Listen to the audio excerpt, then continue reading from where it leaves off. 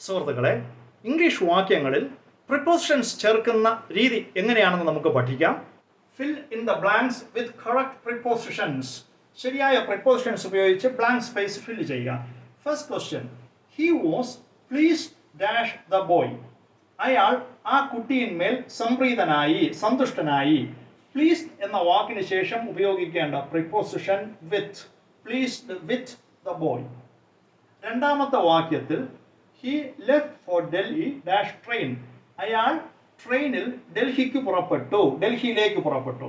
ഇവിടെ നമ്മൾ ശ്രദ്ധിക്കേണ്ടത്, യാത്ര ചെയ്യുന്ന വാഹനങ്ങളുടെ പേരിന് മുമ്പിൽ ബൈ എന്ന പ്രിപ്പോസിഷൻ ആണ് ഉപയോഗിക്കുന്നത്. By train. He left for Delhi by train. മൂന്നാമത്തെ question, where has this car come dash. ഈ കാർ എവിടെ നിന്നാണ് വരുന്നത്? എവിടെ നിന്നെന്നുള്ളതിന് നിന്ന് എന്ന പ്രിപ്പോസിഷൻ ഫ്രം ആണ്. ഫ്രം, കം ഫ്രം, എവിടെ നിന്ന് വരുന്നു. Fourth question, he has been ill dash last month.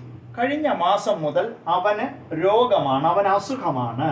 അപ്പോൾ ഇവിടെ നമ്മൾ ശ്രദ്ധിക്കേണ്ടത് ഹാസ് ബീൻ. ഹാസ് ബീൻ ഉപയോഗിക്കുമ്പോൾ പ്രസന്റ് പെർഫെക്റ്റ് ടെൻസ് ആണ്. അതിനോടൊപ്പം സമയം പറയുകയാണെങ്കിൽ സിൻസ് അല്ലെങ്കിൽ ഫോർ, ഈ രണ്ട് പ്രിപ്പോസിഷൻസ് ആണ് ഇവിടെ ഉപയോഗിക്കേണ്ടത്. മുതൽ എന്ന അർത്ഥത്തിൽ ഒരു കൃത്യസമയം പറയുകയാണെങ്കിൽ സിൻസ് ആണ് ഉപയോഗിക്കേണ്ടത്. അതേസമയം ഡ്യൂറേഷൻ ഓഫ് ടൈം ആണെങ്കിൽ ഫോർ. ഇവിടെ കൃത്യസമയമാണ് എന്ന് പറഞ്ഞാൽ കഴിഞ്ഞ മാസം മുതൽ.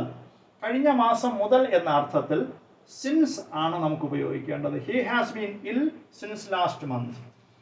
അഞ്ചാമത്തെ question, the train arrived dash time. കൃത്യസമയത്ത് ട്രെയിൻ എത്തിച്ചേർന്നു എന്നാണ് ഈ വാക്യത്തിന്റെ അർത്ഥം. ഇങ്ങനെ പറയുമ്പോൾ നമുക്ക് എഴുതേണ്ട പ്രിപ്പോസിഷൻ ഇൻ ടൈം ആണ്. The train arrived in time. The train arrived in time. Train കൃത്യസമയത്ത് എത്തിച്ചേർന്നു. അപ്പോൾ ഇത്രയും വാക്യങ്ങൾ പ്രിപ്പോസിഷൻസ് ചേർത്തത് എങ്ങനെയാണെന്ന് മനസ്സിലായി എന്ന് വിശ്വസിക്കുന്നു. Thank you.